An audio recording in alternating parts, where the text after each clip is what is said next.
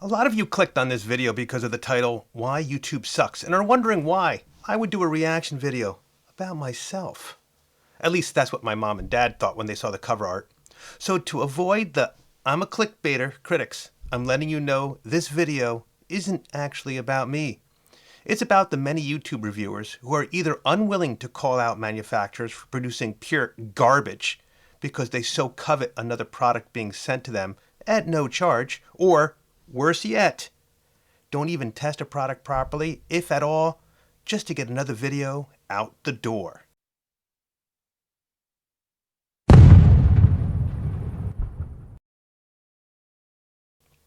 I've done plenty of reaction videos, but they always focus on just one reviewer. This one will focus on one big reviewer, longer than the others, but this reaction video does cover many reviewers. Which brings me to the iFi Neo iDSD2, a product I found so flawed that I couldn't even use it. A $900 brick right out of the box. Here's a quick synopsis if you didn't see my video.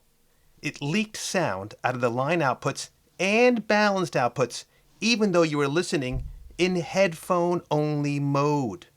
Sure, if you don't have speakers, the leakage of sound on headphone mode out to the line outputs might not be an issue for you, but would you buy a $70,000 car where you know it leaked water into the trunk because you never plan on using the trunk? Which brings us to the reviewers who actually did review the product fully or didn't actually review the product fully. Because maybe they're so deaf they couldn't hear the sound leakage, or are so in bed with free products that they ignore the obvious flaws. Listen up at 9 minutes. So after, 10 or 12 days with this unit on my desk, listening to music every day, I've come away extremely impressed. And I think the value story is absolutely tremendous. This unit does a ton of things. It does it very well. At this price, I think this is the unit to beat. It may even be the unit to beat at twice this price. Extremely impressed. Value story is absolutely tremendous. It may even be the unit to beat at twice this price.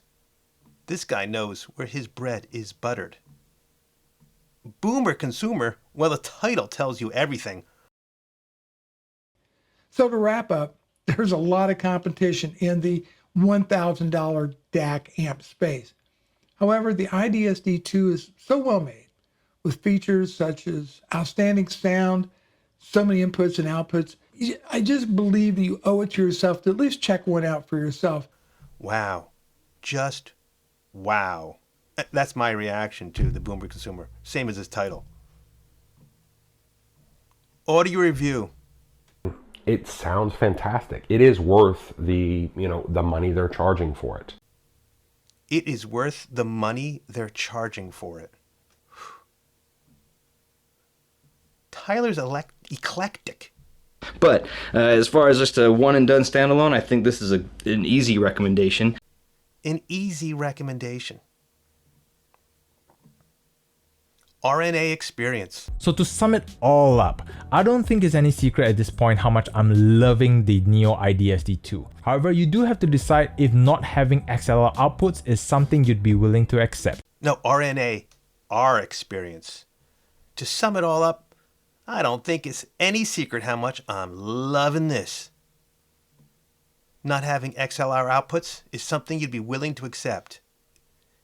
Did he look at the unit? It actually does have XLR outputs. But these are the small potato reviewers, like myself. So I was flummoxed when someone who has over 275,000 subscribers glosses over the iFi Neo iDSD2 issues, going so far to actually title the video, Everything I Ever Wanted, iFi Neo iDSD2. Let's watch.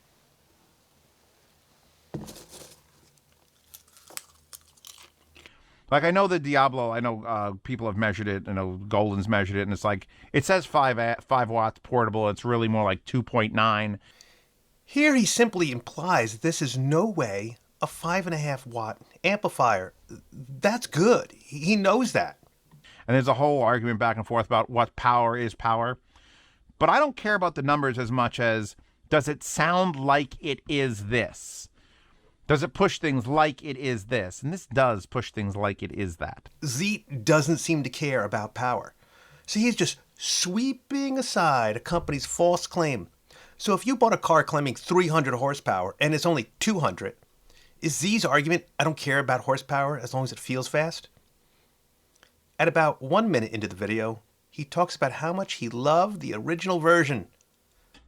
This, however, is the second revision. And I had, here's the thing, the original one, the Neo IDSD one was one of my favorite things. And that's why it's coming to London with me.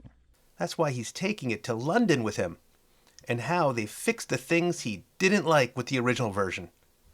To many reviewers, this is the first indication Z is recommending it. Keeping in mind, this unit, I haven't mentioned the price yet, have I? Well, it's $900. It doesn't get a gemstone in the title, but it's fucking close. It doesn't get a gemstone in the title, but it's close. While I have to give Z credit for not giving the IDSD-2 a gemstone, how the hell is it close?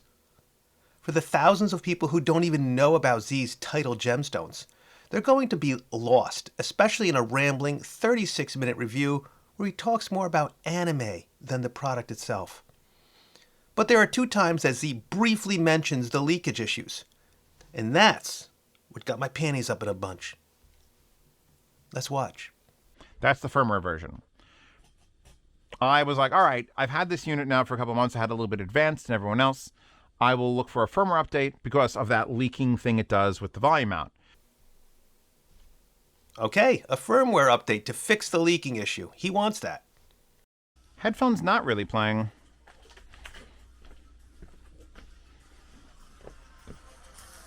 Why is music still coming out of you? These are the speakers I'm using, by the way, out of the back of the unit.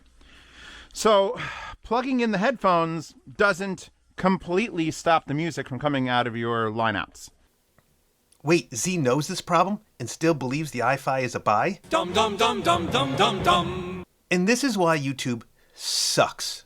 Reviewers may be idiots. They may be novices. But when they actually know the truth and try to gloss over the issue using their influence to get people to buy, and let me leave no ambiguity here at all, a piece of shit product that never should have left the factory floor, then yes, YouTube sucks. This is all for this edition of the Scientific Audiophile. If you want more low-quality content like this, please subscribe, like, and if you're really a glutton for punishment, become a member for $1.99 a month, where you will get some videos prior to everyone else and also get a monthly members-only video. Have a great day.